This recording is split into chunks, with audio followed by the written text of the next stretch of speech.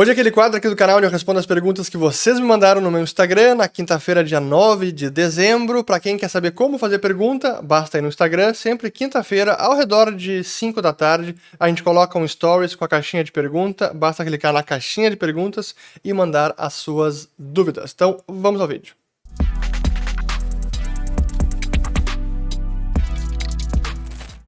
Muito bem, todos aqui que estão chegando agora aqui no canal, meu nome é Fernando Urcha, que a gente fala de economia, mercados e investimentos. Se vocês gostarem do conteúdo, considerem se inscrever ativando o sininho aqui embaixo e também compartilhando este vídeo. Foi rápido essa entrada, né? Pois é, eu vou treinando essa parte inicial, eu falo cada vez mais rápido, não dá para botar em 1,5 vezes a velocidade acelerada, muito menos 2 vezes. Mas enfim, muitas perguntas, como sempre, meu muito obrigado, não tem como responder todas, mas tentarei ser breve e direto, e então eu acho que não temos nenhum recado, eu acho que não, mas tem gente que não sabe, então vale a pena, esse recado eu preciso dar. Além do conteúdo aqui no YouTube, desse quadro aqui de perguntas e respostas, nós temos o nosso conteúdo por assinatura, que é o Follow the Money, onde toda quarta-feira a gente faz uma live sobre algum assunto ou do momento, como quarta-feira agora foi sobre o Copom e trajetória de inflação, analisamos a decisão de política monetária do Banco Central. Na próxima quarta vai ser sobre corridas bancárias, como elas mudaram ao longo do século, como funcionou na crise de 2008, como são as corridas bancárias modernas e como agora o advento das stablecoins também traz algumas novidades para isso tudo. Mas enfim, então temos muitos conteúdos lá, são mais de 80 lives desde o ano passado, a gente começou em maio, o Follow the Money. Então tem muita coisa sobre história financeira, visões de investimento, de mercado, tenho certeza que vocês vão gostar, porque a gente também faz um quadro de perguntas logo depois da live, então tem o conteúdo e junto perguntas dos assinantes que eu também respondo ao vivo, e temos também um grupo exclusivo dos assinantes no Telegram, onde eu interajo, inclusive. Esse é o recado, quem quiser ser assinante, siga o dinheiro, link na descrição do vídeo. Mas, vamos lá. Primeiro, então, do meu irmão gêmeo da Coreia do Norte, Fernando Upur. Não foi armação, mas realmente, na outra vez, ele era a última pergunta, e agora novamente é a última pergunta, e eu tô indo de trás para frente. E ele fala o seguinte questionamento. Quais os seus melhores ou mais importantes vídeos, na sua opinião? Pois então, tem alguns que eu coloco aqui, talvez o primeiro seja clichê, mas acho que sim, porque foi o que deu início a este canal. Então, meu primeiro vídeo onde eu falo sobre o que é o Bitcoin. E eu já disse isso, eu olho ele, eu tenho vontade de apagar o vídeo, porque, enfim, não sabia falar para as câmeras, era meu início nesse negócio aqui de YouTube, que a gente está sempre aprendendo. Mas, então esse pelo motivo simbólico. O outro importante, que eu fiz logo depois desse, deve ter sido o 5º vídeo, ou, sei lá, certamente está entre os 10 primeiros vídeos que eu publiquei. É um que se chama Você Não Vai Ficar Rico com Bitcoin.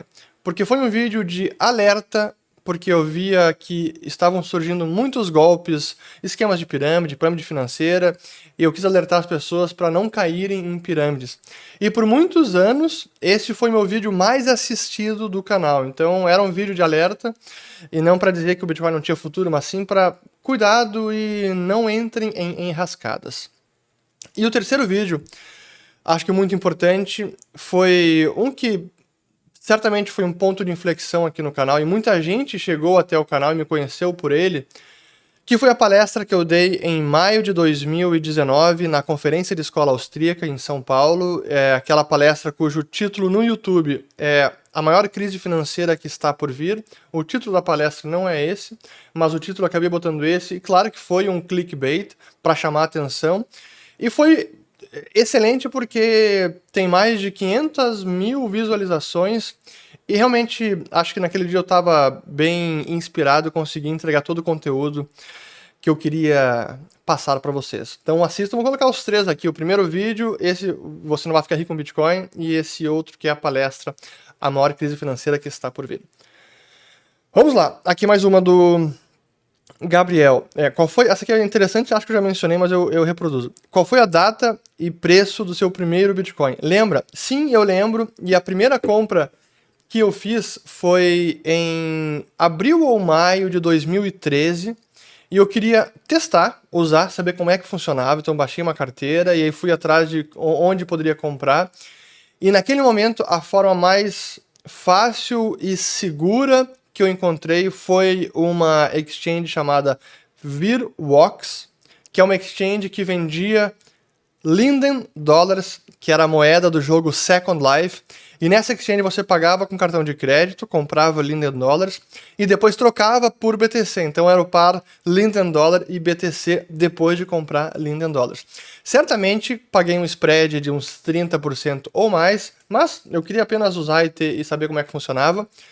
E o preço do BTC na época, pode ver o gráfico, mas acho que era ao redor de $100 mais ou menos, talvez R$300. Mas não vendia casa e carro naquela época para botar todo o meu dinheiro nisso, porque eu estava começando, nem sabia direito o que era o BTC, estava descobrindo e querendo entender antes de mais nada. Mas essa foi minha primeira compra. Certamente gastei tudo logo depois. Aqui do Thiago Vilar. Porque mesmo com juro real, dólar continua a subir e bolsa caindo, patinando. Bom, na verdade, a taxa de juros está subindo, estamos com um carrego enorme e ainda assim o dólar não cedeu. Eu confesso que eu já estava esperando uma queda um pouco mais expressiva, porque 9,25% e nos Estados Unidos 0% é muito carrego. E a verdade é que um pouco dessa incerteza eleitoral, algum risco político, algum risco fiscal, está ainda sendo precificado na taxa de câmbio e, infelizmente, a política monetária ainda não conseguiu fazer efeito. Aqui do Cipriano Alan. Acredita que fintechs vão conseguir tirar a receita dos bancões para justificar o valuation? Assim, sim.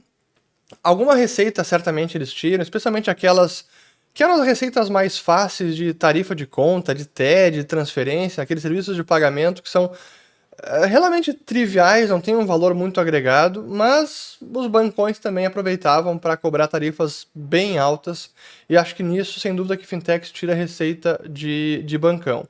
Agora, na parte de crédito, que é um dos principais negócios dos bancões, isso não é tão simples tirar dinheiro dos bancos.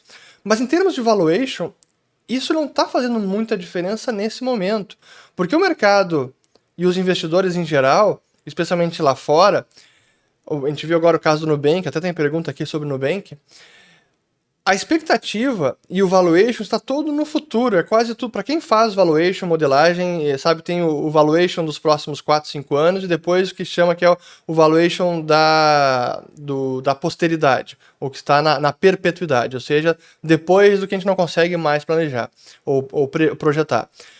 No caso dessas empresas que perdem dinheiro, a maior parte do valor dela está na posteridade dessas empresas, ou seja, é uma expectativa muito de futuro.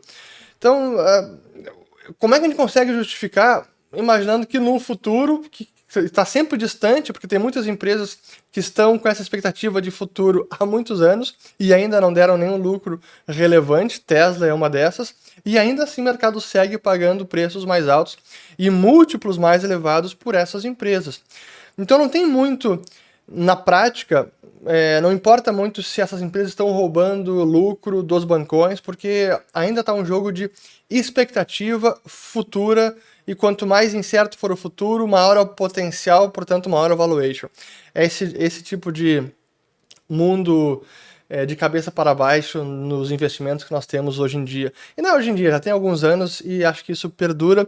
E é um retrato, eu comentei, eu estava conversando hoje com o pessoal na Liberta no almoço, estou gravando sexta-feira agora, final do dia, como esse tipo de empresa que não dá lucro, queima a caixa, e temos várias nos últimos anos, elas só conseguiram prosperar por conta desse ambiente de juros em zero e capital abundante, onde sempre tem alguém bancando essa conta.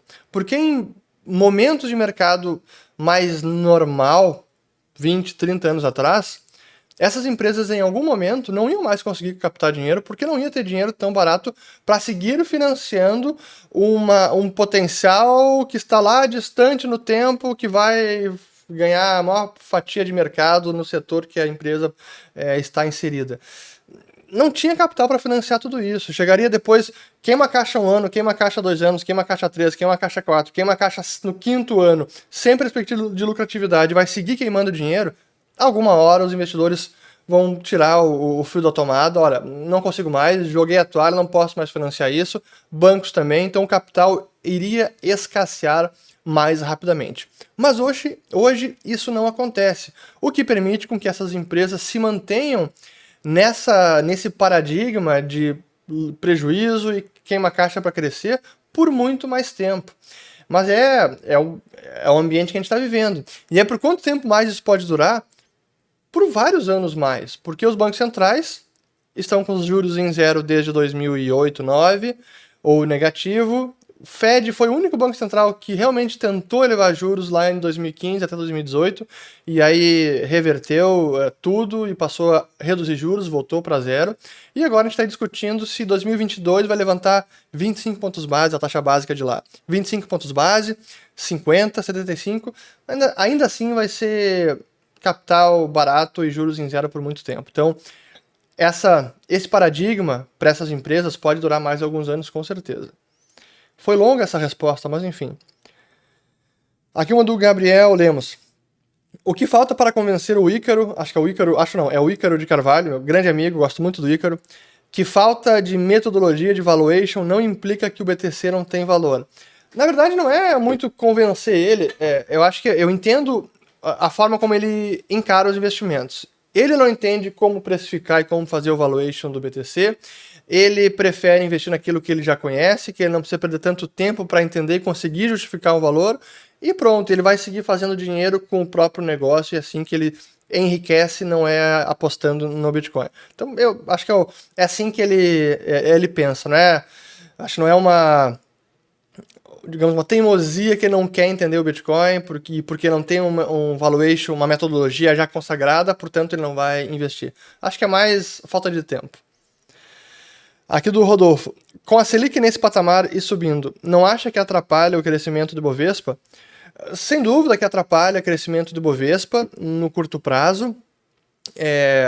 Mas não é apenas a Selic, é também as taxas mais longas, e essas chegaram num patamar mais elevado 3, 4 semanas atrás, e depois deram uma cedida. Eu fiz um vídeo até nesse de respostas, perguntas e respostas, onde eu disse que o mercado deu uma exagerada no estresse de juros, câmbio e bolsa. E voltou, juros começou a cair, juros longos inclusive. E juros longos é bom para a bolsa. Quando eles caem, isso significa que é bom para a bolsa, mais do que juro curto.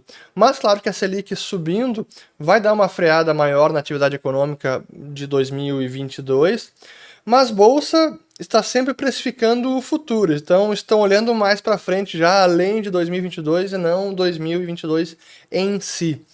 Isso significa que é o que eu venho falando já há algum tempo, em que o momento atual da Bolsa Brasileira, onde há vários papéis com um valuation bem deprimido, é um momento de montar a posição. Pode patinar por mais um ano? Pode, mas depois, liberando aí as tensões, dissipando as tensões da eleição do ano que vem, pode ser um bom momento agora para entrar em bolsa.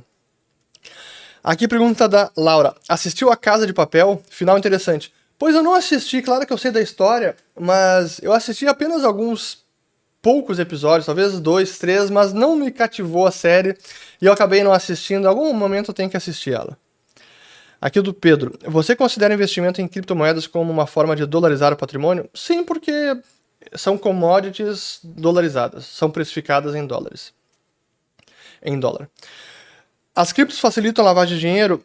Sim e não. Facilitam porque é puramente digital, mas ao mesmo tempo tem algum nível de rastreabilidade e em algum momento o sujeito vai precisar trazer o dinheiro, os recursos para o mundo tradicional, seja para comprar um bem, adquirir um imóvel ou realizar em moeda local, corrente. Então, sim e não. Mas isso não é problema, na verdade. Já falei, qualquer coisa, quem quer lavar dinheiro, quem quer praticar crime, vai encontrar as formas mais criativas para fazer isso. Não vai ser com cripto, vai ser com arte, vai ser com imóvel, vai ser na bolsa, com IPO, com M&A, enfim. Vão encontrar as formas mais criativas. Então, não é o Bitcoin em si que facilita isso. Então, acho que com isso eu respondo. Vamos lá. Aqui uma que não tem nada a ver com o assunto do canal, mas eu vou responder porque eu falei que eu era fã de basquete, foi o esporte que eu melhor joguei. E aqui o Fernando Lee pergunta: Michael Jordan, Kobe Bryant e LeBron, qual o seu ranking dos três? Michael Jordan, lá em cima, inigualável. Depois, LeBron e Kobe Bryant. Infelizmente, eu tenho que dizer que o LeBron está acima do Kobe Bryant, mas eu não consigo gostar do LeBron porque eu acho um cara muito bodoso e politicamente o que ele tem falado de besteira, passando pano para a China comunista, o que o regime tem feito por lá. Mas enfim, já falei demais, vamos lá. Seguindo, o que acha do IPO do Nubank, já estreando como quarta maior empresa brasileira? Pois o Nubank é um case de muito sucesso, é um case de posicionamento, de marca, de narrativa espetacular. Basta ver aí o valuation que a empresa conseguiu abocanhar aí na bolsa americana. O que ela cresceu em termos de usuários assim, é realmente um case espetacular. Vale tudo isso? Bom, aí são outros 500, é outra análise que eu tô devendo vídeo, infelizmente, tô devendo tanto vídeo aqui, mas em algum momento eu vou fazer um vídeo. Mas eu achei fantástico. Aqui do Gustavo Thyssen, metaverso. Vamos lá. Pois é, esse negócio do metaverso tá virando uma loucura, né? Esses dias eu recebi conversando com um dos assessores da Liberta, uma cliente tinha mandado para ele que ele recebeu que ela estava recebendo uma oferta de terreno no metaverso. Terreno no metaverso. Eu olhei o site, olhei o link, comecei a pensar, cara, terreno, olha as coisas que o pessoal está pensando. Agora, sem dúvida que a gente está numa bolha especulativa desse negócio, NFT, metaverso. Assim como foi lá no ICO em 2017, 2018, que muita gente estava ganhando dinheiro, tinha golpe, tinha porcaria, não tem dúvida.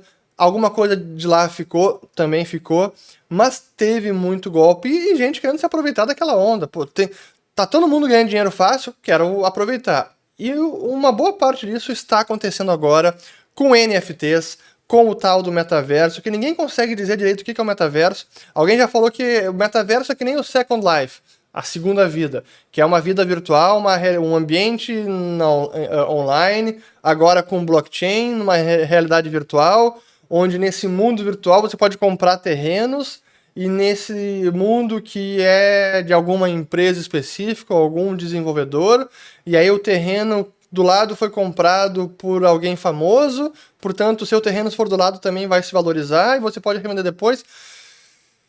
Olha, alguém pode ganhar dinheiro com isso? Pode, sem dúvida, e tem gente ganhando dinheiro com isso. Mas, para mim, a gente já tá no momento de exuberância, euforia, o pessoal tá realmente no momento de alucinógenos em blockchain. Mas, enfim, faz parte. Então, o metaverso é tanta coisa, até é difícil definir o metaverso. Aqui uma pergunta do VS Amaral, que também não tem nada a ver com o canal, mas como eu falei que eu jogo tênis, ele pergunta se eu prefiro saibro ou cimento. Tanto faz, o saibro é melhor para as articulações, para joelho, tudo, mas eu jogo bastante em quadra rápida e saibro também. Aqui uma pergunta interessante do Milton Bandeira. Juros reais positivos afetam o Bitcoin? Mais do que o juro em si, é também a trajetória desse juro real, não apenas o nível. No momento que nós estamos, essa é uma pergunta que já foi feita de outra forma e eu vou responder com a mesma resposta. No momento que nós estamos, o Bitcoin tem alguns drivers de valor que são mais exclusivos dele, muito peculiar, e do momento de evolução do ativo, de adoção do ativo e do tamanho que ele já tomou. Então eu diria que quando o Bitcoin estiver no tamanho, por exemplo, do ouro, ele também tende a se comportar como um ouro, que é um ativo sem graça, que se valoriza um pouco, cai em valorização, que no longo prazo mantém poder de compra, mas que pode ter um comportamento similar ao ouro, que está muito ligado às taxas de juros reais. Ele varia de acordo com as taxas de juros reais. Por que isso? Por conta do custo de oportunidade. Ouro não tem carrego, Bitcoin não tem carrego, portanto o custo de oportunidade é representado pela taxa de juro real do Tesouro Americano de longo prazo, idealmente o TIPS de 10 anos, que é o Treasury Inflation Protected Security, o Tesouro IPCA deles, ou a NTNB, e é um bom proxy para o ouro. Eu já fiz vídeo sobre isso, vou colocar o link aqui em cima, onde eu esmiuço mais esta questão. Então, hoje eu diria que juro real não tem tanta relevância para o Bitcoin, talvez daqui 5 ou 10 anos possa ter. Aqui sobre a aprovação da Lei de Regulação de Criptomoeda. Pois então, esse é o PL 23015 do deputado Áureo, e eu inclusive fiz um debate, participei de um debate na Câmara dos Deputados, participei primeiro de uma audiência na Câmara dos Deputados por conta desse PL, e isso foi em 2017, vou colocar esse vídeo aqui, e depois participei também de um debate na TV Câmara com o Áureo e mais 2 pessoas, vou colocar esse link aqui em cima. E assim, foi aprovada na Câmara, e tem que passar pelo Senado. Eu ainda não analisei com detalhe o PL, mas o ponto que me chama a atenção, que eu acho que me deixa um pouco receoso, é o PL delega ao Executivo a tarefa de apontar o regulador encarregado do mercado, que certamente vão apontar Banco Central e CVM. E o Banco Central, historicamente, não gosta muito desse mercado. Então, o que eles podem acabar estabelecendo em termos de exigência regulatória para exchange e outras empresas do setor, ou até investidores e usuários? Não sei. Então, vamos aguardar. Aqui uma do João Pérez. Bitcoin é um momento interessante de aporte ou melhor, FIIs, fundos imobiliários? Não tem nada a ver uma coisa com a outra, são ativos que servem outros propósitos. Então é importante saber bem como você está compartimentalizando, tá certa a palavra? Acho que sim, o seu portfólio, como é que você está separando a sua alocação para definir, bom, essa parte aqui é Bitcoin, essa parte é fundo imobiliário, mas não é um ou outro. Deveria até ser os dois, mas entenda bem o propósito de cada ativo. Aqui tem um interessante também do Bruno, ó. É importante ter fé em algo quando o assunto é investimento ou só razão? Olha, só razão, sem dúvida. Se você investir com base na fé, você pode acabar tendo desgostos bem relevantes aí na sua vida financeira. Então é melhor usar a razão nos investimentos, com certeza. Sim, que muita gente usa da fé, pode dar certo? Pode, mas prefira a razão, e especialmente usando a máxima que eu acho, não é a máxima, mas é a forma de antifragilidade ou exposição convexa, e entender o upside, o potencial de alta, e o downside, o potencial de queda. Ou seja, quanto você tem a ganhar e o quanto você tem a perder. Se tudo der certo, a tese for acertada e a fé funcionou, o quanto você ganha? Mas e se a fé não funcionar e der tudo errado? O quanto que você perde? Tentem usar essa forma de encarar qualquer investimento para calibrar bem a sua exposição.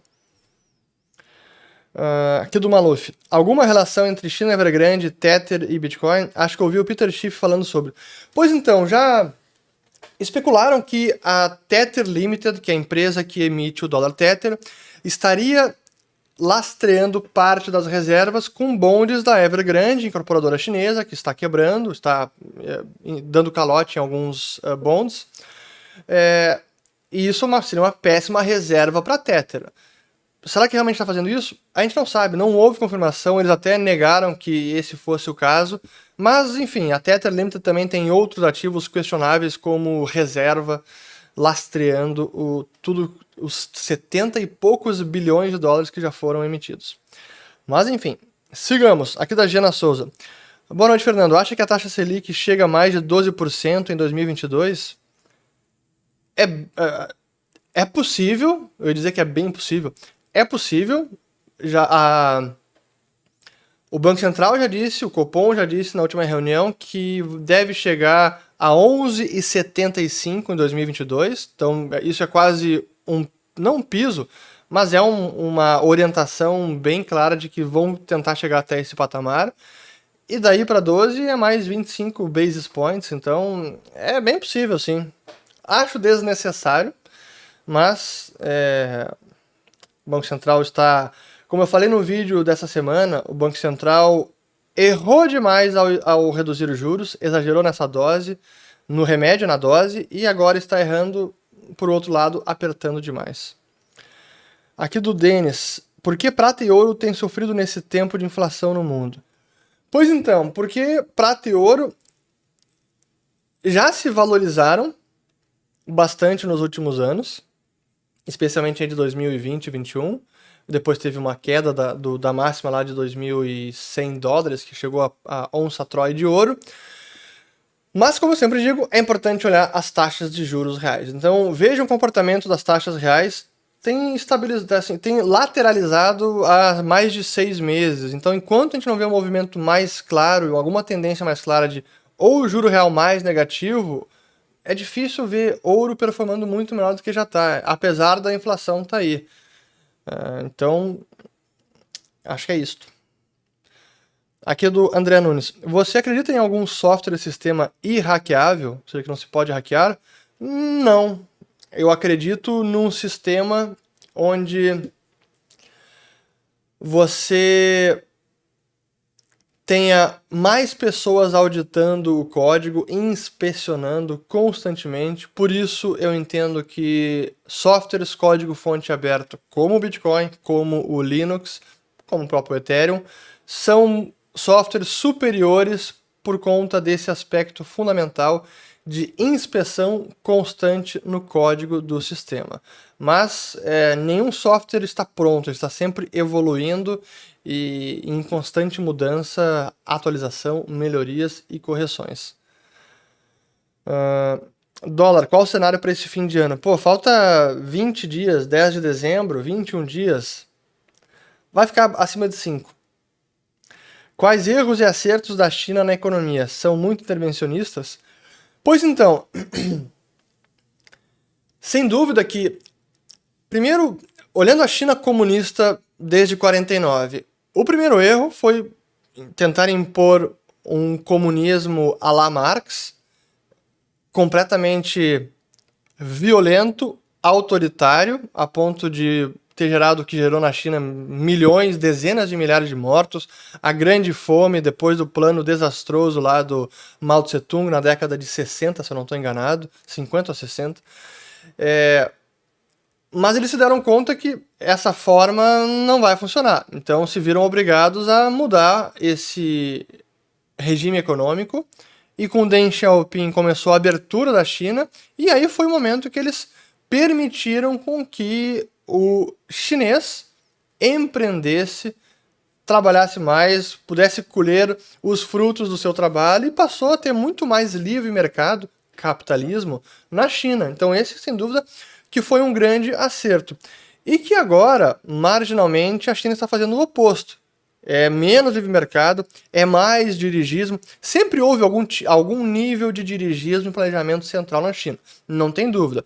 Setor financeiro muito estatizado, muitas empresas estatais em vários setores, muitos membros do partido em várias outras empresas. Então, há um nível de ingerência estatal enorme. Mas, ainda assim, também há um bom nível de capitalismo e livre mercado. Por isso, a China conseguiu prosperar, enriquecer e tirar milhões de pessoas da pobreza, dezenas de milhões de pessoas da pobreza, nos últimos 30 anos.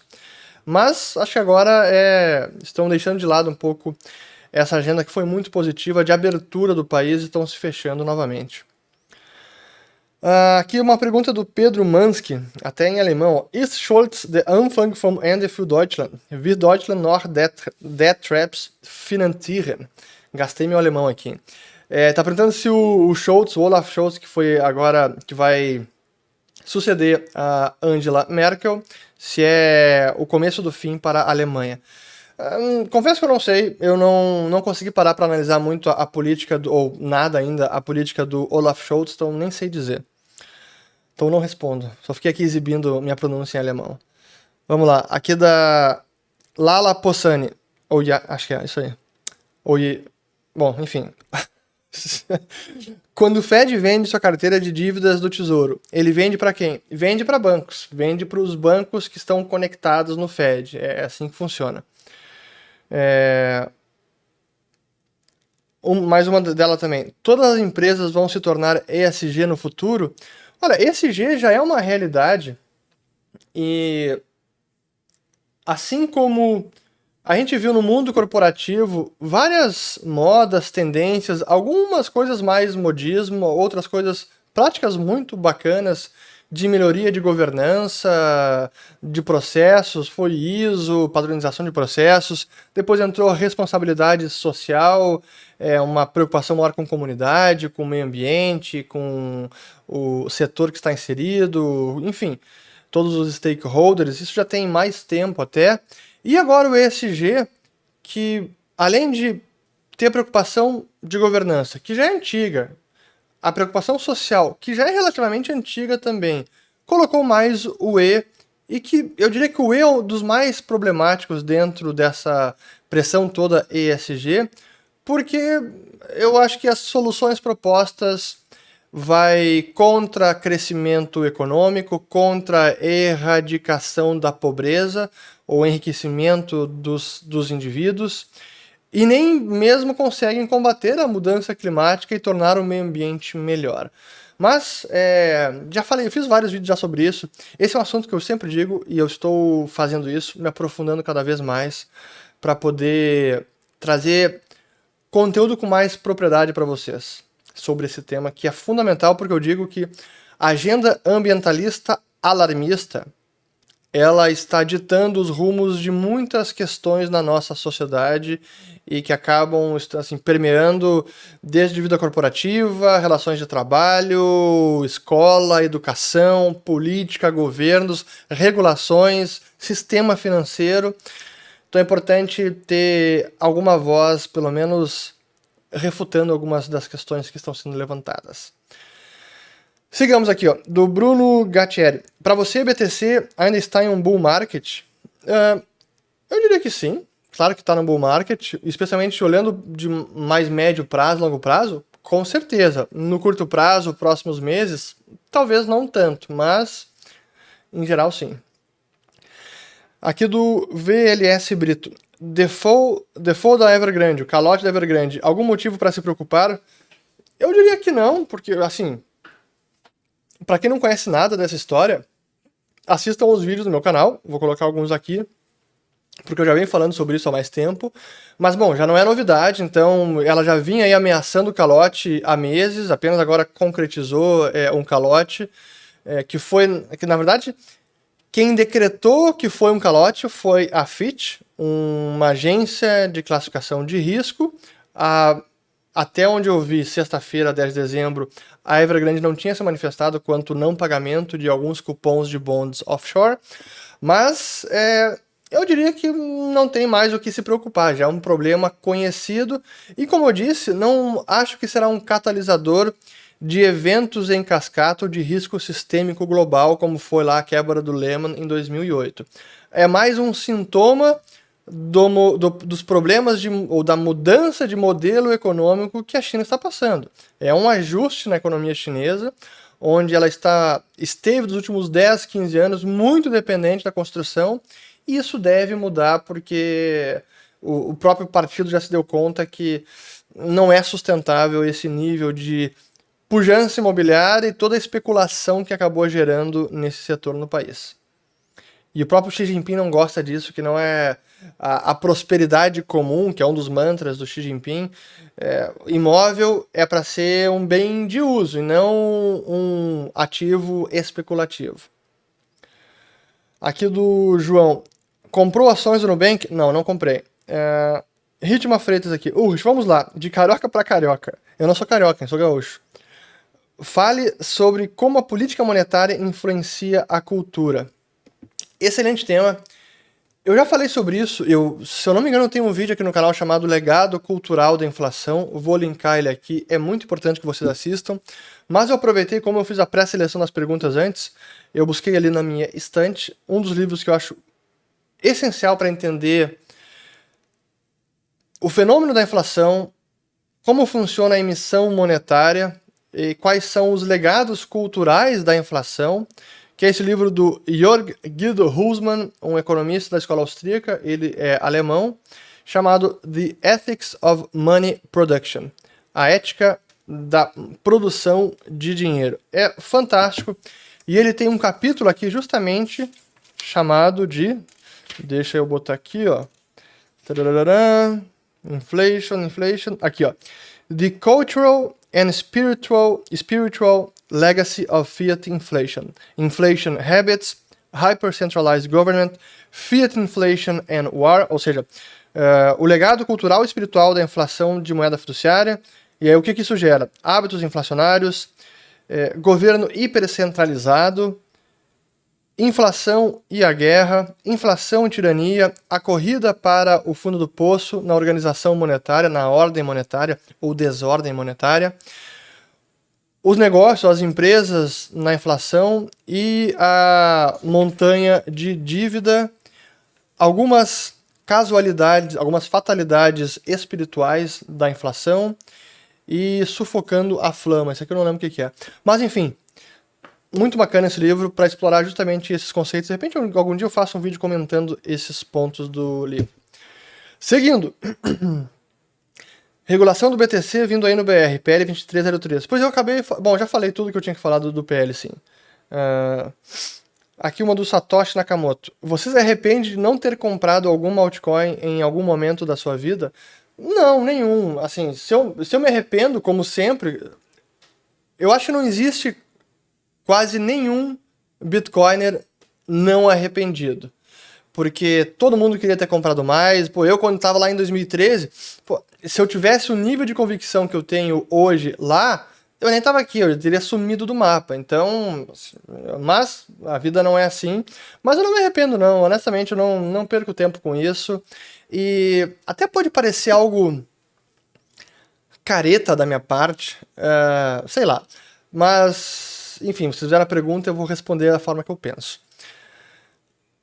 Dinheiro que vem muito fácil, sem esforço nenhum, e que você sabe que não teve esforço nenhum, costuma ser gasto e desperdiçado de forma muito rápida também, e não é valorizado. É difícil ver alguém que, ou pelo menos tem muitas histórias de pessoas que ganharam na Mega Sena e perderam todo o dinheiro. Justamente por conta disso. Não apenas isso, é preciso ter estrutura emocional, familiar, financeira, etc. Claro. Mas também tem esse componente de... Cara, o dinheiro que não vem por esforço do seu trabalho, da sua dedicação, que você sabe que não há um merecimento, é uma questão de consciência interna sua, própria. Você não dá o mesmo valor. E nesse sentido que eu não me arrependo, porque talvez seria um dinheiro que eu ia já ter gasto ou ter feito qualquer outra coisa, mas enfim. Então, sei lá. Mas não me arrependo, não. Aqui mais uma da Adriana Gomes Sol. Você se considera heterodoxo, ortodoxo ou inercialista?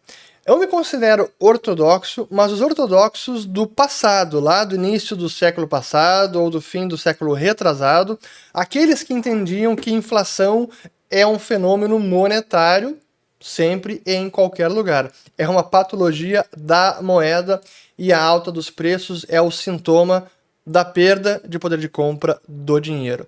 Esta era a visão ortodoxa no passado, mas como dizem que diz aqui, reza a lenda que a diferença entre o ortodoxo e o heterodoxo é apenas o tempo.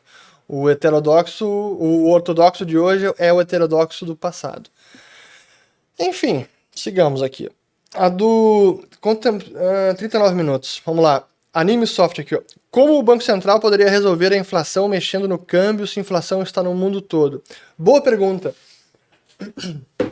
Vamos lá. Primeiro, sim, essa é uma inflação global, porque é uma inflação do dólar que fizeram muita besteira em termos de política monetária ou cometeram muitos exageros. Assim como eu sou crítico com o Banco Central nosso aqui, é claro que eu sou crítico também com o Banco Central americano, o Tesouro, que eles fizeram, assim, foram medidas extraordinárias, assustadoras, e a gente está vendo agora os efeitos delas.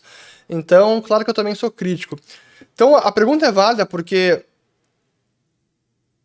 o Brasil, em certa medida, é refém dessa inflação global.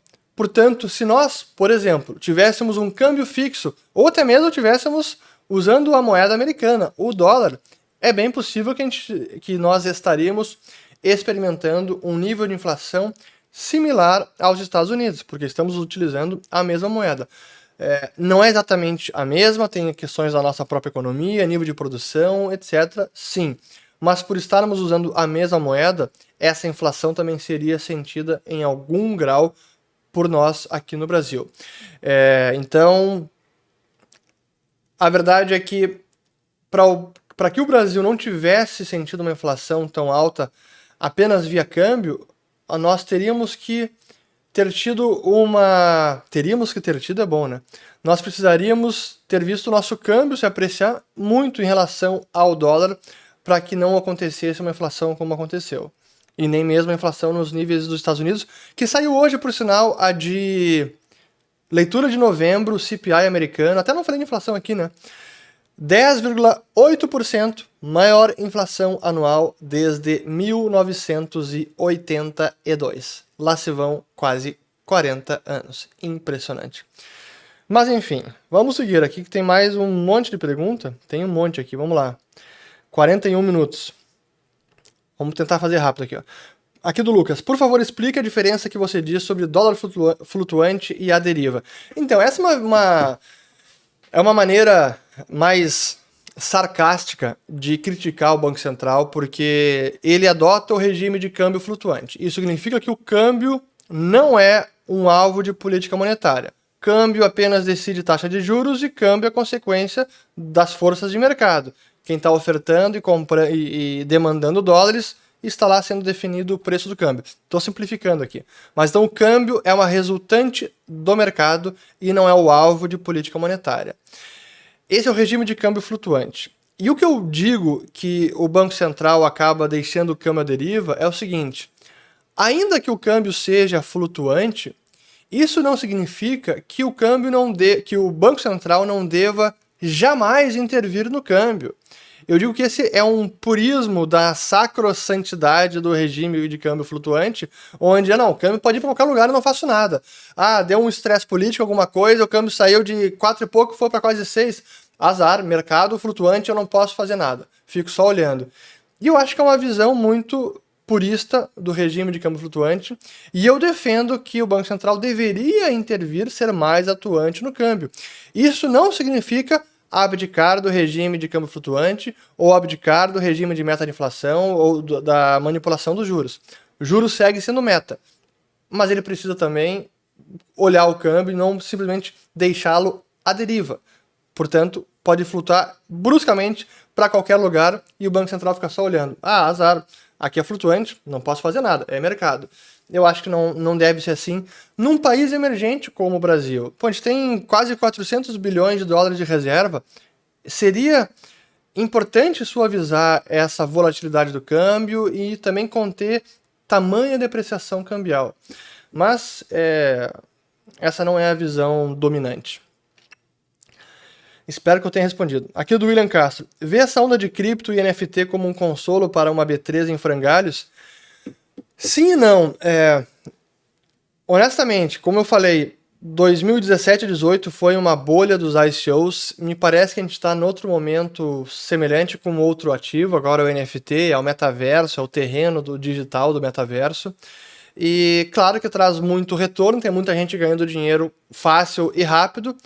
Agora, tem muito risco aí também. Então, cuidado para... vou entrar agora de cabeça em cripto, só lá que tem retorno, vou esquecer B3 e já era. Calma, entre com moderação. Aqui do JP Araújo Bezerra. A intervenção do Estado no caso de monopólios na economia é aceitável?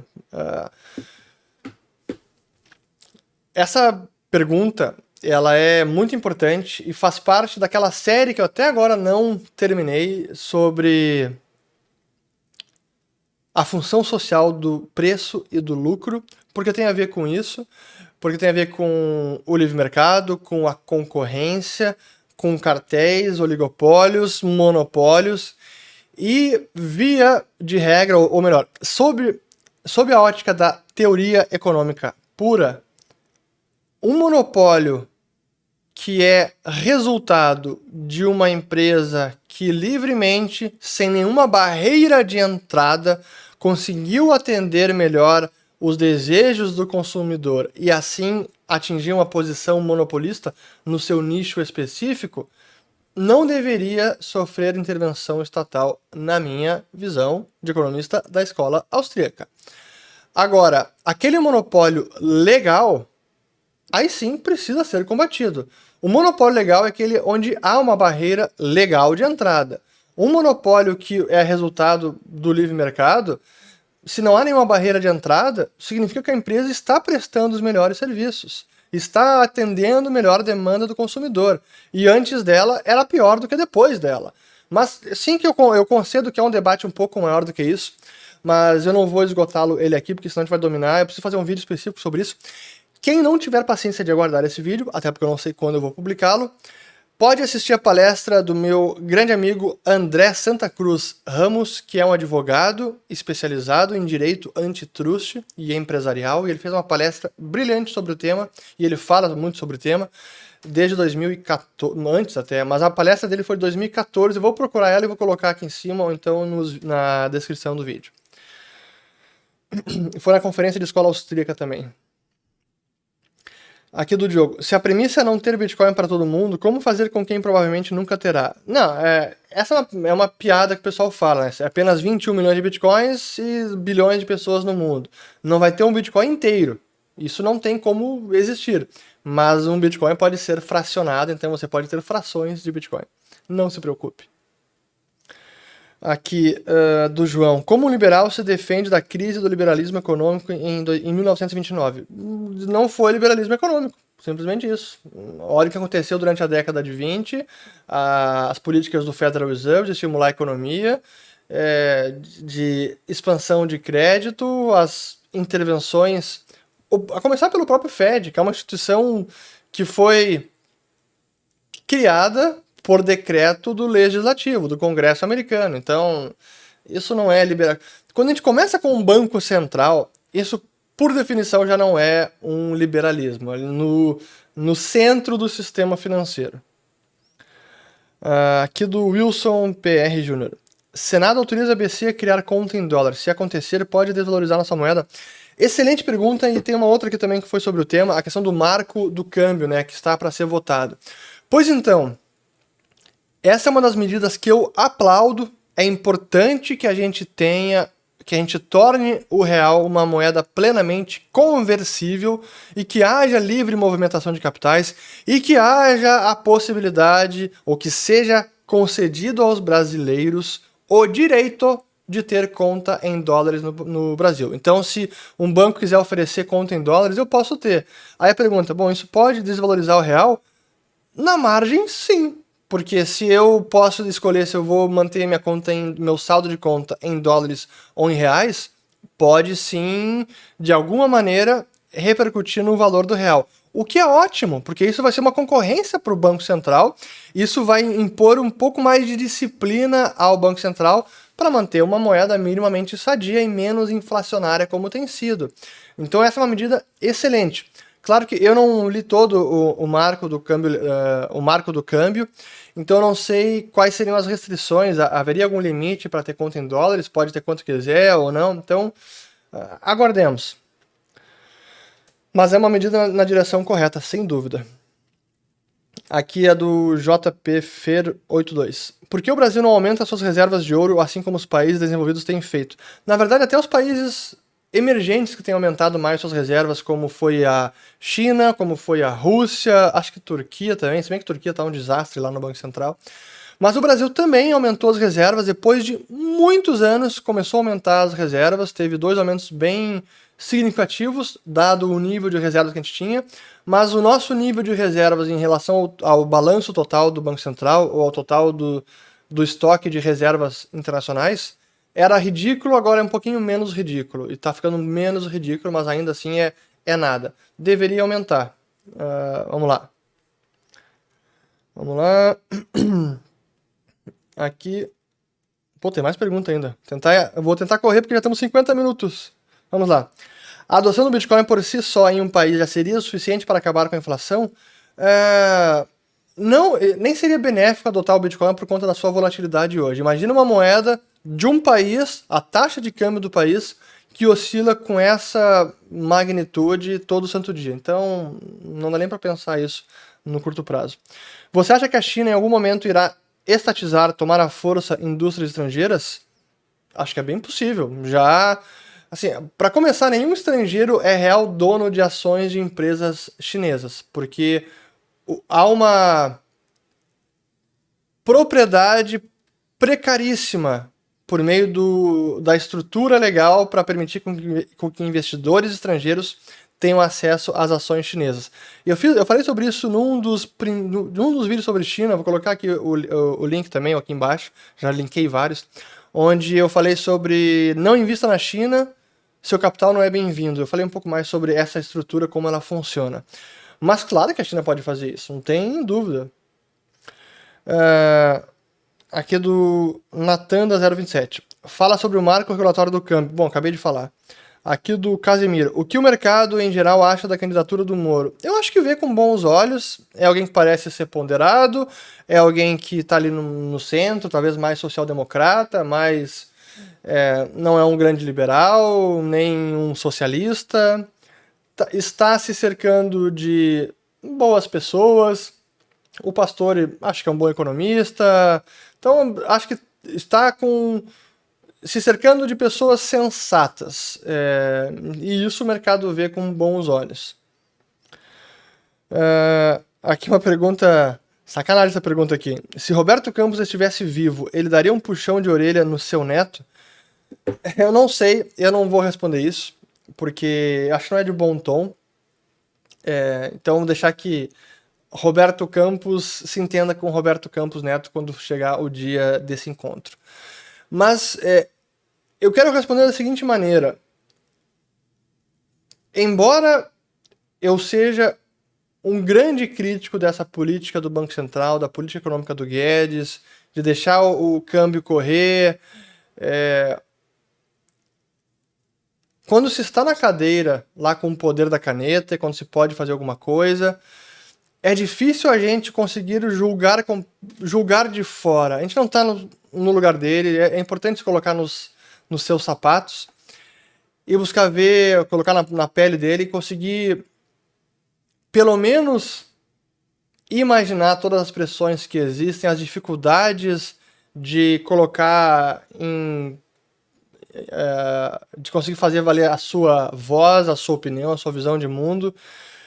A política é realmente complicada, os incentivos são muito perversos. Então eu não sei se o Roberto Campos daria um puxão de orelha no seu neto.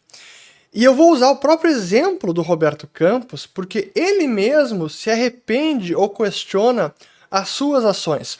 Aqui temos o livro do Roberto Campos, aqui em cima. Ó. Ali, ó. A Lanterna na Popa. Esse livro de memórias do Roberto Campos, ele conta como a criação do Banco Nacional de Desenvolvimento Econômico, depois virou BNDES, e o próprio Banco Central, que foram projetos de sua autoria, que ele encabeçou, foi idealizado pelo Roberto Campos, não apenas ele, mas ele era um dos padrinhos do Banco Central no Brasil. Ele mesmo reconhece que o Banco Central, de guardião da moeda, acabou sendo o emissor, a devassidão na emissão da moeda, uma coisa assim. Ele usou um trocadilho interessante para mostrar como, idealmente, ele foi concebido para ser o guardião da moeda, mas acabou sendo pervertido e foi o grande promotor da inflação no Brasil. E ele dizia que, no final da sua vida, até foi depois do livro de memórias, o Roberto Campos dizia que quando perguntavam para ele se o Banco Central devia ser independente ou não, ele costumava responder que o problema dele com o Banco Central, hoje em dia, final dos anos 90, era mais do tipo existencial, porque ele se perguntava se o monstro sequer deveria existir. Então veja que o próprio idealizador do Banco Central no Brasil, que criou o monstro como uma forma de conter a inflação que a SUMOC, que era a Superintendência da Moeda do Crédito, não conseguia conter, era também uma devassidão na emissão monetária, ele não conseguiu fazer isso. Então, ele mesmo acabou não cumprindo o que queria ter feito. Não teve êxito. Mas, enfim, tô me enrolando aqui, eu tô ficando cansado já, falta 5 minutos aqui. Vamos lá, mais 2 perguntas, eu acho. 5, vamos lá. O mercado imobiliário deve ter deflação com esses aumentos de Selic e perda de poder de compra? Deflação é difícil, mas eu diria que aumentos de preços mais significativos, ou um aumento maior, não acredito que isso vai acontecer, porque vai começar a escassear o financiamento imobiliário, então isso vai frustrar novas altas de preços. Mas uma queda, assim, deflação de preço, não prevejo. Até porque não temos uma bolha imobiliária no Brasil. Quando será aberta a próxima turma do seu curso? Pois então, 2 perguntas, 2 questões. Primeiro, ciclo de mercado vai ser provavelmente em abril do ano que vem, março ou abril. Mas nós também estamos estudando, talvez, fazer uma pré-venda de um curso específico sobre Bitcoin, criptoativos, NFT, toda essa exuberância que estamos vendo em janeiro. Então, quem tiver interesse, comenta aqui embaixo para ver se tem interesse nessa... Seria uma turma muito limitada apenas para janeiro. Não é certo ainda. Aqui o Caio Prates. O que acontece quando uma moeda já desvalorizou 100%? É possível voltar? Não. Esse nível de desvalorização, claro, vamos qualificar melhor a resposta. Se for uma moeda que desvalorizou lentamente ao longo de vários anos ou décadas, a ponto de chegar a quase 100%, o dólar, desde que o Federal Reserve foi instituído em 1913, o dólar já perdeu mais de 96% do seu poder de compra. Isso significa que ele vai colapsar? Não. Agora, uma moeda que perde esse nível de poder de compra em pouquíssimo tempo, tipo alguns anos ou uma década, aí realmente é mais difícil. Mas achar que ela vai voltar ao seu poder de compra anterior, de décadas passadas, impossível, porque isso exigiria uma deflação brutal. E esse é um ponto que... Tanto a inflação repentina e súbita é ruim para a economia, mas uma deflação também repentina acaba sendo ruim porque gera efeitos redistributivos, perturbações na estrutura produtiva, nos preços relativos, também tem consequências. Então, o ideal depois de alguma inflação é que os preços se estabilizem e que se estanque a expansão monetária, para evitar novas perturbações na estrutura relativa dos preços, na estrutura produtiva da economia. Isso é ideal. Mas depois que já houve aquela expansão monetária, portanto a inflação, aconteceu agora passado, deixa a economia se ajustar com essa nova massa monetária, mas não corta toda ela para tentar voltar ao passado, como tentou fazer o Plano Collor de forma muito criminosa. Mais uma aqui. O que o Auxílio Brasil poderá trazer em meio à alta inflação? Vai trazer um poder de compra ali momentâneo, mas dependendo de como for, e eu preciso me aprofundar na PEC dos precatórios e como está agora estabelecido o auxílio emergencial, o Auxílio Brasil, se não houver uma contrapartida em algum outro lugar do orçamento, o auxílio pode ser até mais inflacionário. Então vai dar um poder de compra momentâneo, mas alguns meses depois a gente vai ter mais inflação. Não estou dizendo que vai subir de 10% ao ano e vai para 20%, mas se a inflação poderia cair no ano que vem, o auxílio emergencial pode frustrar esta queda na inflação, pode mantê-la mais elevada por mais tempo. Aqui, mais uma pergunta aqui, vamos lá. Você acha que a alta de juros é temporária com foco em sufocar a inflação no curto prazo? Sim, vai ser em 2023, depois 2022, 2023, talvez até 2022 já começa a cair, porque o aperto está muito severo. E ela vai começar a ceder. Qual economista com qual você mais se identifica? Eu diria que eu já falei sobre ele, Admiro muito as análises do Juan Ramón Rayo, que é um economista espanhol que se identifica com a escola austríaca também. Vamos lá. Qual o maior economista austríaco da história do Brasil? Olha, eu diria que talvez o próprio Roberto Campos. Ele não era um economista mesmo, assim, da escola austríaca, mas ele entendia bastante de escola austríaca, sobretudo de inflação. A louca demanda por carros elétricos não tem mais a ver com a tecnologia do que ESG? E com isso eu encerro um pouco mais do que 1 hora. Claro que tem a ver com tecnologia também, e o carro elétrico tem algumas vantagens do que o carro movido a combustão, e quando eu faço críticas sobre Tesla e o valuation excessivo de fabricantes de carros elétricos, não é uma crítica ao carro elétrico em si. É, na verdade, uma visão talvez otimista demais do mercado, achando que essas empresas especificamente vão dominar todo o mercado de carro elétrico e as montadoras tradicionais hoje vão falir, vão desaparecer e não vão conseguir fazer essa transição para os carros elétricos. Eu acho que não é por aí. Então esse é o ponto. E então sim tem a ver com tecnologia, não é apenas ESG. O ESG é muito mais, acaba atuando mais também no sentido de políticas públicas, de subsídios para carros elétricos, o que acaba distorcendo o mercado também. E o que eu acho que é o pior de tudo é que, na minha crítica, essa análise muito limitada de todos os trade-offs. Tudo bem, carro elétrico é melhor na emissão de gás carbônico na atmosfera, não tem queima de nenhum combustível fóssil, mas ao mesmo tempo, hoje um carro elétrico, durante a sua produção, o seu processo fabril, acaba emitindo muito mais carbono do que um carro a combustão, 70% mais. Então é preciso que se ande por muitos anos, ou mais de 100 mil quilômetros, para conseguir compensar esta pegada de carbono maior no carro recém-fabricado. Então eu vejo que a análise às vezes é muito limitada, achando que basta eletrificar todo o planeta, os carros elétricos, basta mudar toda a frota para carros elétricos e vamos ajudar a mudança climática. As estimativas no todo do que geraria de redução de emissão de carbono apenas mudando a frota de veículos para carro elétrico é muito pouco. Eu vou lembrar aqui vou linkar um artigo do Adam Rosenzweig, que é da Goering Rosenzweig, uma empresa de investimento em commodities energéticas, e ele fala justamente isso, ele faz análise, o que carro elétrico produz hoje de gás carbônico, o que carros hoje produzem de emissão de carbono, o que eles emitem de carbono. Se mudar toda a frota para carros elétricos, o quanto que isso vai mudar na emissão total, considerando não apenas o carro rodando, mas a fabricação do veículo também.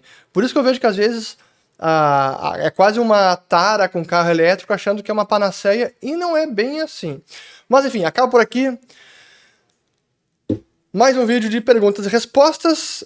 A gente está colocando os melhores trechos como um vídeo de cortes aqui no canal também. Comentem abaixo, quero saber se vocês estão gostando disso ou não, porque tem gente que não gosta de assistir o vídeo inteiro. Sei que tem gente que gosta, mas alguns não apreciam. Então, eu estou sempre tentando agradar a todos aqui do canal, mas sei que não é possível agradar a gregos e troianos.